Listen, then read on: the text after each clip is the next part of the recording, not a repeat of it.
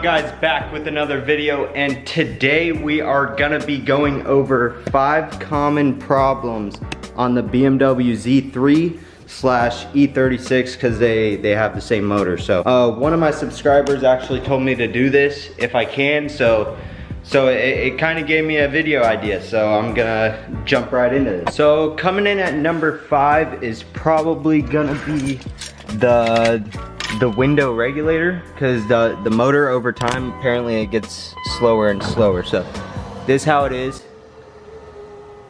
Usually when it's really cold out it actually gets pretty worse, but when it's hot it works pretty well. Right now it's working pretty well, but usually it works really slow. So this one, it's pretty slow.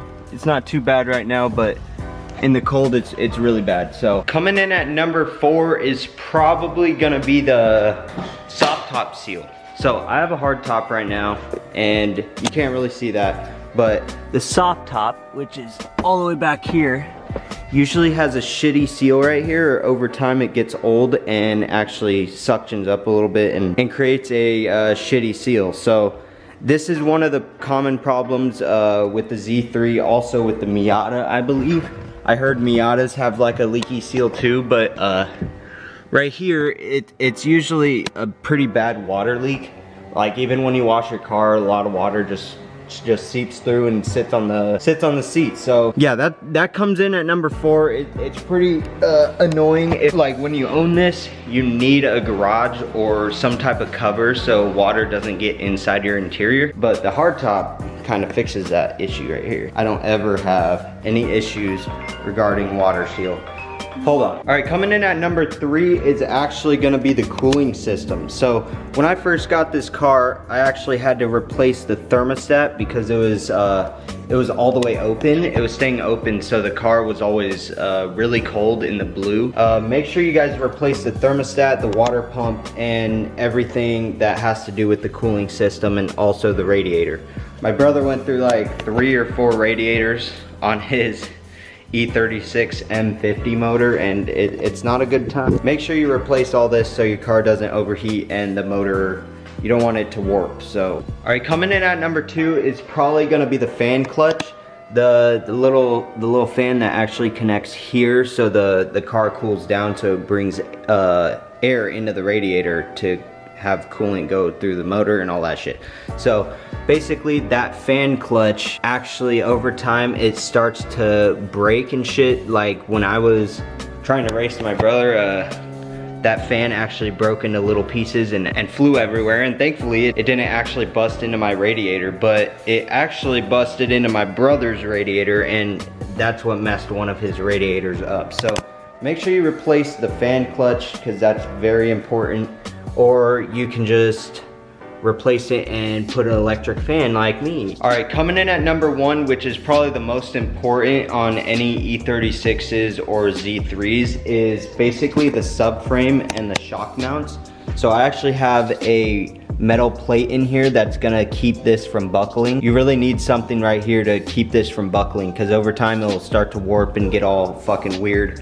And then also, same goes for the rear. On E36s, the top of the strut will actually break off and you'll have to re-weld a new plate for the strut to actually bolt down. And then also, for the subframe, don't mind all this bullshit, I'll take it out in a sec, hold on. All right, got all that bullshit out. So basically what you are looking for is these type of cracks, which I have only a couple. I've actually never seen this ever since I owned the car, probably like 4 years now. And then this guy right here, there's one. So what they're supposed to look like are these guys that are still welded together, and this guy isn't, and this guy, which my trunk honestly isn't that bad, to be honest. I'm not really sure what to look for, but I was just looking at photos and this is what I was seeing, these little dots that they weld together for the subframe and to the trunk. So yeah, basically you need to look for these, and sometimes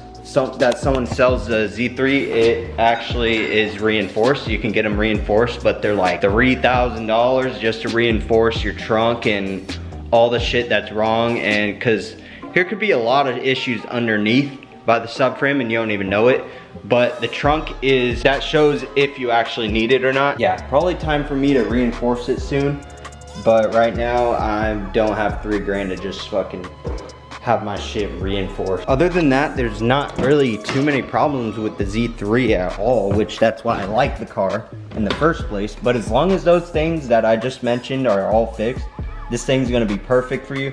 The clutch, I had no issues with. I have an aftermarket clutch now. The problem with my transmission right now is actually the input shaft bearing, and I need to replace that, and that's why it's making this loud ass sound when it's idling, and then when I release the clutch, the car actually shakes when I am in first gear. So that's not good. I'm gonna have to take that out soon, and I probably will in a video soon. I mean, here's another issue, but it's with E36s and all that. It's basically the 5th gear lean, and that's with the detents with the transmission, and I replaced all that anyways. Basically, it's the detents in here that spring back to the middle of the transmission, and then like when you're in reverse, that's a spring right there. And it bounces back. So over time, sometimes this thing will actually stay over here because the spring is bad. Probably look out for that too. That's even with an E36. And yeah, other than that, this car's pretty solid. I did change the seats and all that, and planning on changing the cup holder, and I still got a lot of shit to do. I'm gonna put it on BC coils soon, because it's riding on some shitty eBay coils. Other than that, that's basically it for the Z3. If you're trying to purchase one when you're young, just look for one that is low mileage and you should be fine. Or even I got this at 150, I think 160K. 165K, which wasn't too bad because they replaced a lot of parts. Yeah, just look out for those main reasons that I'm telling you, and you should be fine. And then make sure you get some type of metal plate to keep this from buckling over time, because it is an old car. So I hope you guys enjoyed today's video, and if you did, drop a like and subscribe if you guys are new here. All right, I'll catch you guys in the next one. Peace out.